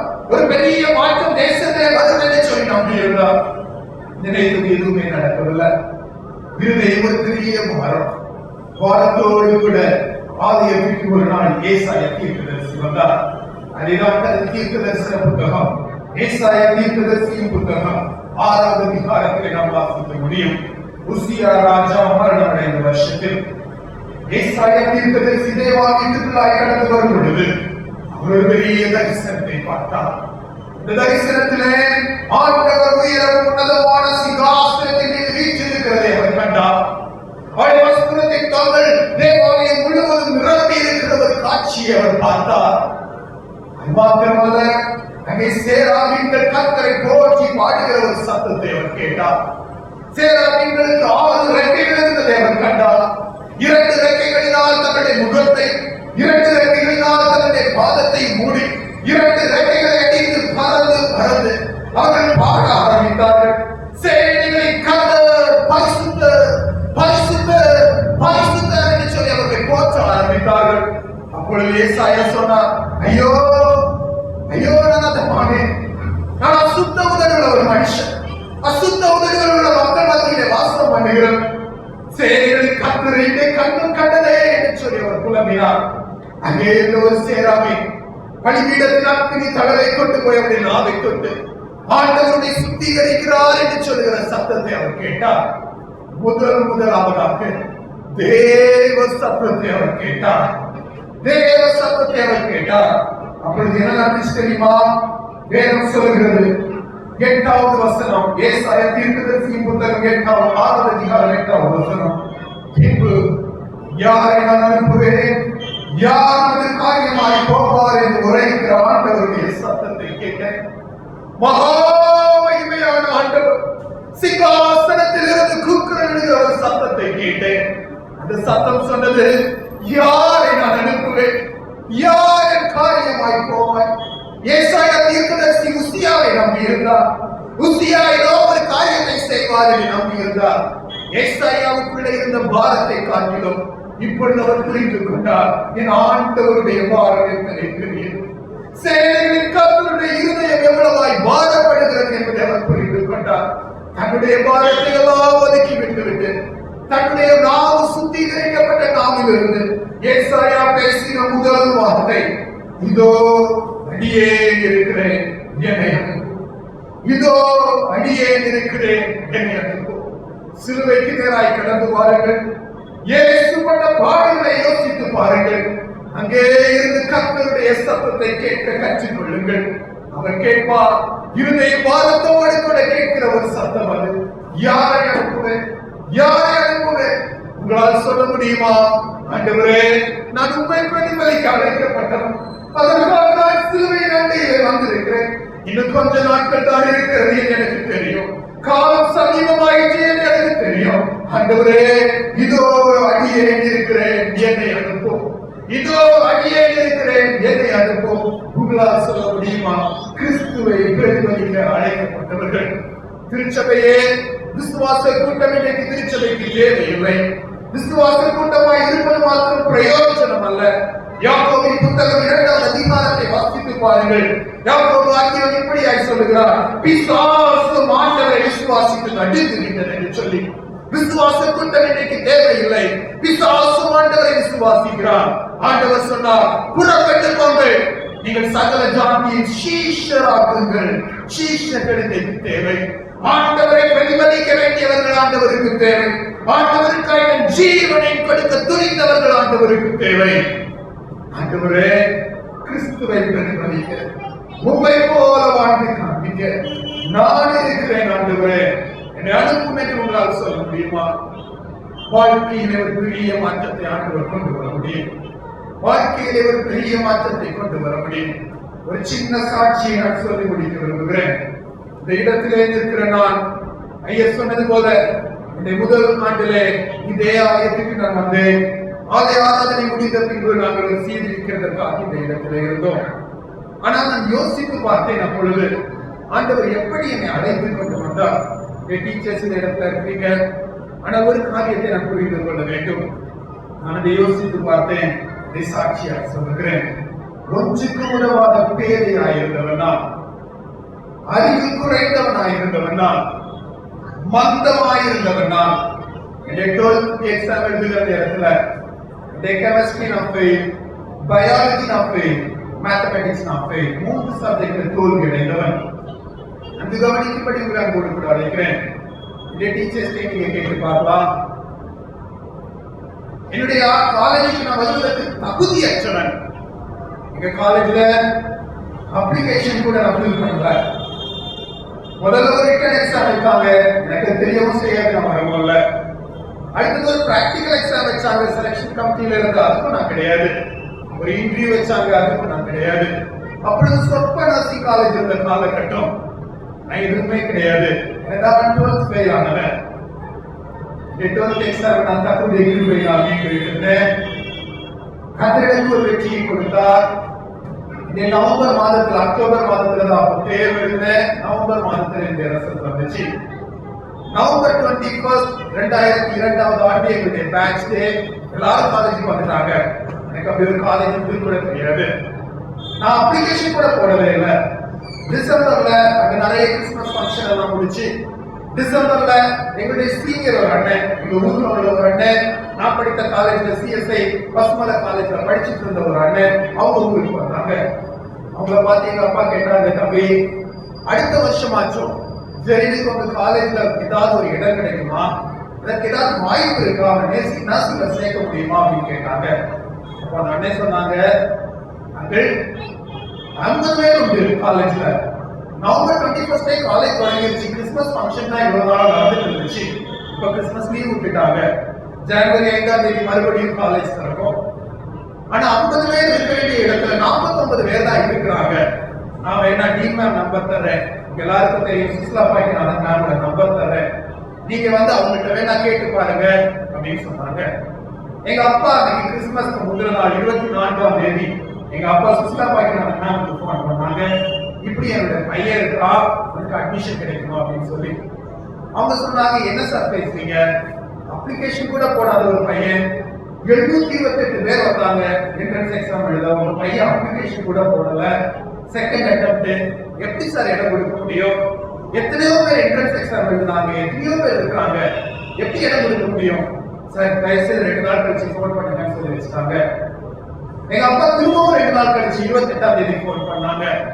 மேம் 2 நாள் கழிச்சு போன் பண்ண சொன்னீங்களே, நான் திரும்பவும் போன் பண்றேன் அப்படின்னு சொல்லி. அப்ப அவங்க சொன்னாங்க, இப்போ ஒரு 5 நிமிஷத்துக்கு முன்னாடி டிஎன்இல இருந்து ஒரு லெட்டர் வந்திருக்கு, அட்மிஷன் வந்து 31ஆம் தேதிக்கு அப்புறம் எடுக்கக்கூடாது, டிசம்பர் 31ஆம் தேதியோட அட்மிஷன் முடிக்கணும்னு சொல்லி லெட்டர் இருக்கு. காலேஜ் லீவ் விட்டுட்டோம், வெயிட்டிங் லிஸ்ட்ல பிள்ளைங்க இருக்கிறாங்க, ஏற்கனவே ஒரு சீட் செலக்ட் ஆன சீட்டு தான், அவனுக்கு அட்மிஷன் கார்டு அனுப்பிட்டோம், வருவானா வரமாட்டானா ஒண்ணுமே தெரியல. ஆனா ஜனவரி 5ஆம் தேதி வந்தா கூட எங்களால் அட்மிஷன் கொடுக்க முடியாது. ஒண்ணும் பண்ணுங்க, விஷ் ஹாஸ்பிட்டல் திறந்துதான் இருக்கும், நாளைக்கு வந்து நீங்க அட்மிஷன் கன்ஃபார்ம் பண்ணிக்கிறீங்கன்னா கன்ஃபார்ம் பண்ணுங்கன்னு சொன்னாங்க. நான் ஒரு அப்ளிகேஷன் ஃபார்ம் கூட போடல, ஆனா கத்திரி எனக்காக ஒரு சீட் வைத்திருந்தா. ஜனவரி 5ஆம் தேதி நான் காலேஜுக்கு வந்தேன். அன்னைக்கு ஒரு ஓரியன்டேஷன் ப்ரோக்ராம் எங்க கிளாஸ்ல நடந்துட்டு இருந்துச்சு. சுற்றுலா பாய்க்கினால டீ மேமா இருக்கும் பொழுது அவங்க கிளாஸ்ல வந்து சொன்ன ஒரு ஸ்டேட்மெண்ட் என்னால இன்னைக்கு மறக்க முடியாது. அவங்க சொன்னாங்க, this is a noble profession, only God chosen people can enter into this profession. For an example, the last admission candidate அப்படின்னு சொல்லி எனக்கு தேடினாங்க. இது ஒரு உன்னதமான ப்ரொஃபஷன், கர்த்தரால் தேர்ந்தெடுக்கப்பட்ட பிள்ளைகள் மாத்திரம் தான் இதுக்குள்ள வர முடியும். அதற்கு எடுத்துக்காட்டு கடைசி அட்மிஷன் வந்த தம்பி அப்படின்னு சொல்லி எனக்கு தேடினாங்க. அந்த கிளாஸ்ல கடைசியா உட்கார்ந்துருந்தேன். எனக்கு அந்த கிளாஸ்ல யாரையுமே தெரியாது, நான் அமைதியா எழுதிட்டேன். அவங்க சொன்னாங்க, அதற்கு எடுத்துக்காட்டு இந்த பையன். ஏன்னா இந்த ஒரு சீட்டுக்காக எனக்கு வந்த ரெக்கமெண்டேஷன் அநியாயத்துக்கு உண்டு. எத்தனையோ பேர் ரெக்கமெண்டேஷன் வந்தாங்க, பிஷப்பையா ரெக்கமெண்டேஷனோட கூட வந்தாங்க. ஆனா என்னால யாருக்கும் கொடுக்க முடியல. அந்த சீட் இவனுக்காக வைக்கப்பட்டது. ஆண்டவர் தெரிந்து கொள்ளாமல் ஒரு மனுஷன் இதற்குள்ள வர முடியாதுன்னு சொன்னாங்க. நான் ஓடி போனேன், எங்க நடுவில் இருக்கிற சாப்பல்ல போய் உட்கார்ந்து, ஆண்டவரே பேதையா இருந்த என்ன, ஆண்டவரே ஒத்துக்கு பிரயோஜனம் வச்சுக்கிடவே என்ன, எதுக்கு ஆண்டவரே தெரிந்தெடுத்தீங்க, நான் என்ன செய்யணும் ஆண்டவரே, என்னை பயன்படுத்துங்க ஆண்டவரே. நான் இன்னைக்கு ஜெபித்தேன், என் வாழ்க்கையும் ஆண்டவர் மாற்றினார், என் வாழ்க்கையும் ஆண்டவர் மாற்றினார். எனக்கு அன்பானவர்களே, சிலுவையின் அண்டே வாருங்கள், இயேசுவின் சன்னிதானத்தில் வந்து உட்கார்ந்து பாருங்கள். நீங்கள் எப்படிப்பட்டவர்களாக இருந்தாலும் ஒன்றுமல்ல, நீங்கள் யாரா இருந்தாலும் பரவாயில்ல, சிலுவையின் அண்டையிலே வாருங்கள். அங்கே நம்மை மீட்கிற கர்த்தருடைய சத்தத்தை கேட்க முடியும். அது நம்முடைய தரிசனத்தை நமக்கு காண்பித்துக் கொடுக்கும். அங்கே உங்களுக்கு தெரியும், நான் பாவத்துக்கும் மாம்சீகத்துக்கும் உரியவன் அல்ல, நான் கிறிஸ்துவனுடையவன் என்று சொல்லுகிற முத்திரை அதை நமக்கு பதித்துக் கொடுக்கும். சிலுவையின் அண்டே வாருங்கள், இந்த உலகத்தை மேற்கொள்வதற்கு அங்கேதான் நமக்கு பலன் கிடைக்கும். சிலுவையின் அண்டே வாருங்கள், கிறிஸ்துவை இந்த உலகத்துக்கு காண்பித்துக் கொடுக்க நம்மையும் ஆண்டவர் மாற்ற முடியும். அப்படிப்பட்ட ஒரு பாக்கியத்தை ஆண்டவர் திருச்சபையில வந்திருக்கிற நம் ஒவ்வொருவருக்கும் தருவாராக. ஆமென். அன்பானவர்களே, வயது முதிர்ந்த பெற்றோர்களை வைத்திருக்கிற குடும்பத்தையும் இப்படிப்பட்ட வயது முதிர்ந்தவர்களை கொண்டிருக்கிற திருச்சபையை கர்த்தர் நமக்கு கொடுத்திருக்கிறார். எனவே மூத்த பெற்றோர்களை ஆண்டவராய் இயேசுவின் நாமத்தினாலே அன்போடு வாழ்த்துகிறேன். கர்த்தர் உங்களை ஆசீர்வதிப்பாராக. நீங்கள் உங்கள் குடும்பத்திற்கும் உங்களுடைய திருச்சபைக்கும் இன்னும் வருகிற நாட்களில் பலனுள்ளவர்களாய் காண கர்த்தர் உங்களை ஆசீர்வதிப்பாராக. ஒரு பாடல் பாடின பின்பதாக, ஒரு சரணத்திற்கு பின்பதாக செபித்து அவருடைய கரங்களிலே இந்த பரிசு பொருட்களை கொடுக்க இருக்கிறோம். கடந்த கொரோனா காலங்களிலும் கண்ணீர்கள் மத்தியிலும் பலவீனத்தின் மத்தியிலும் கர்த்தர் நம்முடைய மூத்த பெற்றோர்களை பாதுகாத்து பலப்படுத்தி ஜீவனோடு பலத்தோடு நமக்கு கொடுத்ததற்காக அந்த ஆண்டவருக்கு நன்றி செலுத்தி கரங்களை தட்டி நாம் பாடுவோமா?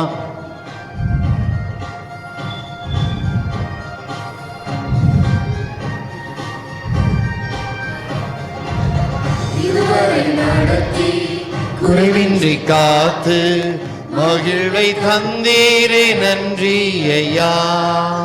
இதுவரை நடத்தி குறைவின்றி காத்து மகிழ்வை தந்தீரே நன்றி ஐயா. தண்ணீரை கடந்தேன், சோதனை ஜெயித்தேன், மதிலை தாண்டினேன் உம்பலத்தால். தண்ணீரை கடந்தேன், சோதனை ஜெயித்தேன், மதிலை தாண்டினேன் உம்பலத்தால். நன்றி நன்றி ஐயா, உம்மை உயர்த்திடுவே. நன்றி நன்றி ஐயா,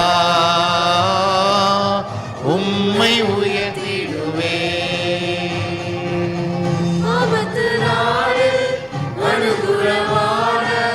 துணையுமானீரே நன்றி ஐயா. ஆபத்து நாளில் அனுகூலமான துணையுமானீரே நன்றி ஐயா. நன்றி நன்றி ஐயா, உம்மை உயர்த்திடுவே. நன்றி நன்றி ஐயா, உம்மை உயர்த்திடுவே. இதுவரை நடத்தி குறைவின்றி காத்து மகிழ்வை தந்தீரே நன்றி ஐயா. இதுவரை நடத்தி குறைவின்றி காத்து மகிழ்வை தந்தீரே நன்றி ஐயா. நீரை கடந்து சோதனை ஜெயித்து மதிலை தாண்டினேன் உம்பலத்தால்.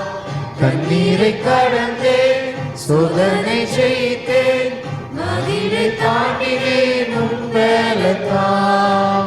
நன்றி நன்றி ஐயா,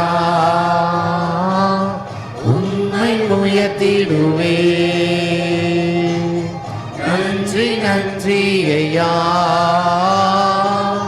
உம்மை உயர்த்திடுவே. ஜெபம் பண்ண கடவோம்.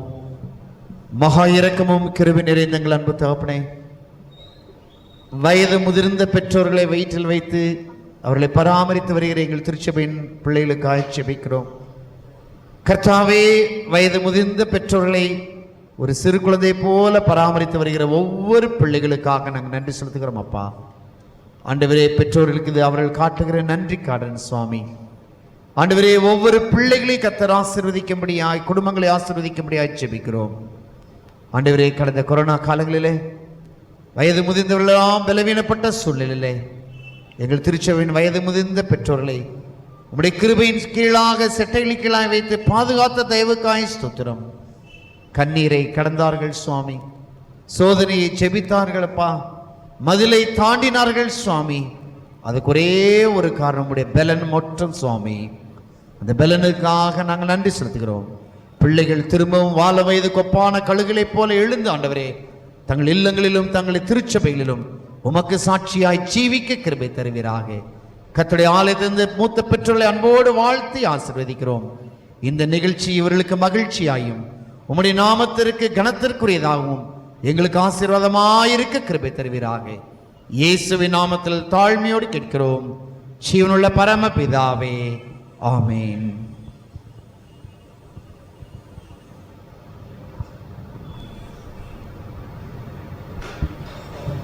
இந்த நாட்களில் ஆண்டவருடைய சமூகத்தில் நாம் நின்று ஆராதித்து நாம் பூமிக்குள்ளாக உலகத்திற்குள்ளாக கடந்து செல்லும் பொழுது ஒரு நம்பிக்கையற்ற சூழ்நிலைகள், போராட்டம் நிறைந்த காலகட்டங்கள், பிரச்சனைகளை நாம் எதிர்கொள்ள வேண்டியது இருக்கலாம். ஆனால் ஒன்று மாத்திரம் நிச்சயம், என் மகனே, என் மகளே, நீ கலங்காத, நீ கலங்காதே, எல்லாவற்றுக்கும் ஒரு முடிவு உண்டு, உன் நம்பிக்கை வீண் போகாது என்று சொல்லி நம்மை பலப்படுத்துகிற ஆண்டவர் உங்களோடு இருக்கிறார். எனவே ஆண்டவரே, உடைய கரத்துல என் வாழ்க்கையை ஒப்பு கொடுக்கிறப்பா, உடைய கரத்துல என்னை குடும்பத்தை அர்ப்பணிக்கன்னு சொல்லி அர்ப்பணிப்போமா. நிற்கும் பூமி நிலை குலைந்து அழிந்தாலும் என் நம்பிக்கையின் அஸ்திவாரம் அசைந்தாலும் நான் நிற்கும் பூமி நிலை குலைந்து அழிந்தாலும் என் நம்பிக்கையின் அஸ்திவாரம் அசைந்தாலும் நான் நம்புவதற்கு ஒன்றுமில்லை என்றாலும் நம்புவேன் என் இயேசு ஒருவரை. நான் நம்புவதற்கு ஒன்றுமில்லை என்றாலும் நம்புவேன் என் இயேசு ஒருவரை. கைரங்களை உயர்த்தி ஆண்டவர் மேம்படுத்துமா. நம்புவேன் என் இயேசு ஒருவரை. நீரே ரட்சகரப்பா. நம்புவேன் என் நேசர் ஒருவரே. நீரே ஒத்தாசை செய்கிறவர். நம்புவேன் என் இயேசு ஒருவரே. நீரே எங்களை வழிநடத்துகிறவர் ஆண்டவரே ஒருவரே. சங்கீதக்காரனாகிய தாவீதோடு சேர்ந்து நாம் சொல்லுவோம். என் ஆத்துமாவே கர்த்தரை ஸ்தோத்திரி, என் முழு உள்ளமையோட பரிசுநாமத்தை ஸ்தோத்திரி. என் ஆத்துமாவே கர்த்தரை ஸ்தோத்திரி, கர்த்தர் செய் சகலமால் மறவாதே. ஆமேன். கர்த்தர் உங்களோடு இருப்பாராக. சமாதானத்தோடே நாம் போய் வர கிடவோம். ஆமேன். கர்த்தர் உங்கள் ஒவ்வொருவரையும் ஆசீர்வதிப்பாராக. ஜிப்சி ஊழியங்களுக்காக ஜெபித்துக் கொள்ளுங்கள். ஒவ்வொரு குடும்பமும் இதில் பங்கேற்கும்படி உங்களை அன்போடு நினைவூட்டுகிறேன். கர்த்தர் உங்களை ஆசீர்வதிப்பாராக.